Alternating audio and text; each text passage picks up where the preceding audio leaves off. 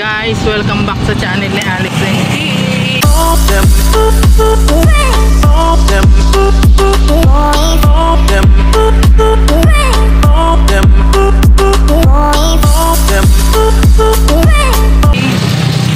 So for today's vlog guys, ay magpapacheck up kami.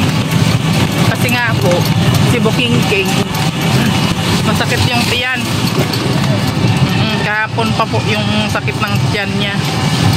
Ayan, so nagano kami kahapon, nag-dinner. Hindi siya nag-enjoy kasi nga masakit yung tiyan niya. Pagkakain niya, nagsuka siya. Ano siya, sinisikmura siya guys. Kasi nasobrahan siya ng kain ng lansones guys, yung unang harvest namin. O, diba? Ayun, nagparakain siyang lansones. Pinupak-pakan niya yung lansones. Ayan, tuloy. Masakit yung tiyan niya. Sinisikmura siya ng gusto. Eh, hindi madala-dala ng ano. Hindi madala-dala sa maligamgam na tubig guys. Kaya pa-check up na tayo. Dalhin na namin siya sa doktor.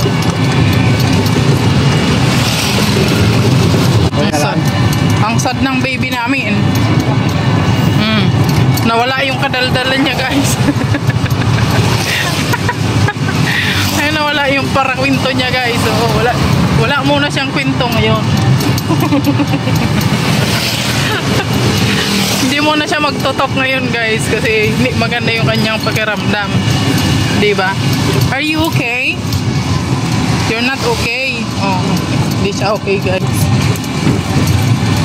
Ayan, samahan nyo kami ngayon guys. At magpapacheck up kami sa doktor ni King King. So nag-baby car kami ngayon kasi ulan. Maulan po ngayon.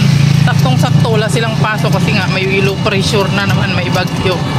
So wala silang pasok ngayon. At ano naman, bukas birthday po ni Alex. So diba, dapat bukas na lang walang pasok kasi birthday ni Daddy.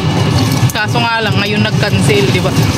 Malay natin bukas hindi rin ano, wala rin pasok. Holiday dahil birthday ni Daddy. Oh, diba guys? So hapon na guys, pupunta kami ng doktor kasi kanina may ginawa tayo. Yeah, hapon na tayo magpunta sa doktor.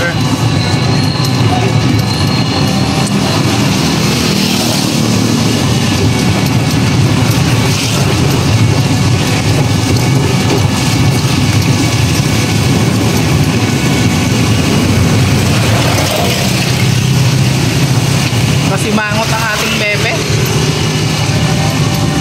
Nakasimangot ang aking bebe. Nakakapanibago kasi siya guys. Kasi nga, alam nyo naman pag wala yan siyang nararamdaman. Madaldal yan siya. Sobrang daldal yan. Marami yan kwento. Eh, ano na, pangalawang araw na ngayon wala siyang kwento guys. Panahiga lang siya. Higa-higa lang siya. Tapos kagabi, suka siya ng suka. Tapos pinainom ko siya ng maligamgam. Sabi nga niya, bukas na daw kami magpa-check up kasi natulog naman daw yung sakit ng tiyan niya. Nakakatulog pa yung sakit ng tiyan. Oh, sabi niya, bukas na lang tayo magpa-check up mami kasi nakatulog yung sakit ng tiyan ko. Tapos ngayon, tapos kanina, di ba, pinakain ko siya guys. Sabi niya, nabuhay na naman daw yung sakit ng tiyan niya. Kaya magpa-check up na daw kami ngayon kasi nabuhay daw yung sakit ng tiyan niya. So pupunta po kami ngayon sa doktor kasi nga nagising yung sakit ng tiyan niya, di ba? Wawa man, oh, di ba? Hindi rin kayo sanay na wala siyang kwento guys, di ba? Ngayon lang yan siya walang kwento guys. So pero pag okay na yan siya, pag magaling na yan siya, may kwento na yan, di ba? So ano po ay pag-pray po natin na gumaling na si baby ko.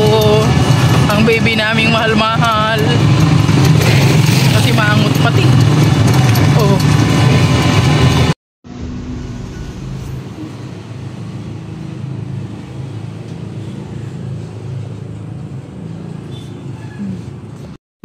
Yan, siyempre magpaano muna kami urine test kan guys.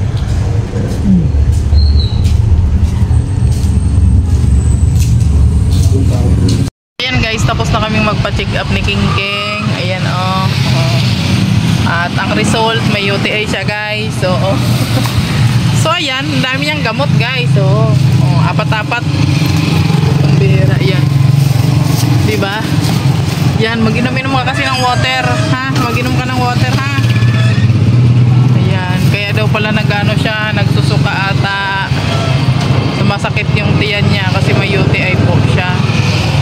So, ayun, pa-uwi na po kami at maya-maya pa po siya pwede uminom ng gamot. Akala namin, guys, yung dahilan ay yung pagkain niya ng lansoni. Sabi ni doktor, di naman daw yun. Kasi nagpa-test pa kami ng kanyang urine. Ayun, so medyo siya. Marami daw bakterya. Kasi guys, ito kasi si King King, hindi ito mahilig uminom ng tubig. So pagka pinabaonan mo ito ng tubig, pag umuwi ito, kalahati lang nababawas. Mag-inom ka ng maraming water, ha? Para hindi na sumakit yung tiyan mo. Kaya maliit na nga lang yung tumbler niya, hindi niya pa nauubos. Mambira tong bata na ito. Tsaka huwag kang magpakain ng ha? Hindi, ha? Bawal yun. Maraming pinagbabawal si Doc. Gano'n naman talaga pag may sakit na maraming pinagbabawal, di ba, guys? So ayan, pauwi na po kami. Guys, nandito na nga po kami sa bahay. At ang King King natin, nakahiga na naman siya. Dahil nga, masakit ang kanyang tiyan. So, mamaya pa po siya pwedeng mag-inom ng gamot, guys. Kaya, pahinga muna siya ngayon. Oh.